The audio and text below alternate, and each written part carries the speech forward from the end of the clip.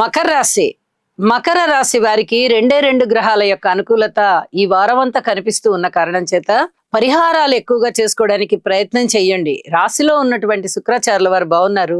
తృతీయ స్థానంలో ఉన్నటువంటి శని గారు బాగున్నారు. మరి వారాంతంలోకి వెళ్ళేటప్పటికి చంద్రునితో కలిసినటువంటి శని గారు, ఇక్కడ చంద్రుని యొక్క గమనం కూడా బాగుంది.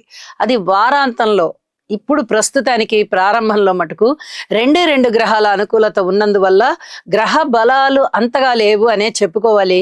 దీనికి పరిహారంగా గురువు గారికి అభిషేకం చెయ్యండి. గురు అనుగ్రహం కొరకు స్తోత్ర పారాయణాలు చెయ్యండి. శనగలు దానం ఇవ్వండి, లేదా శనగలు రాత్రిపూట నానబెట్టి ఉదయాన్నే వాటిని చక్కగా ఉడకబెట్టి తాలింపులో వేసి దేవుడికి నివేదన చేసి భక్తులకి వితరణ చెయ్యండి. ఇది ఏ ఆలయంలో అయినా కూడా చెయ్యొచ్చు, లేదా మన ఇంట్లో అయినా కూడా మనం దేవుని మందిరంలోనే పూజ చేసుకుని చక్కగా ప్రసాదం వితరణ చేయొచ్చు. ఇది జ్ఞాపకం పెట్టుకొని తప్పనిసరిగా చేయండి.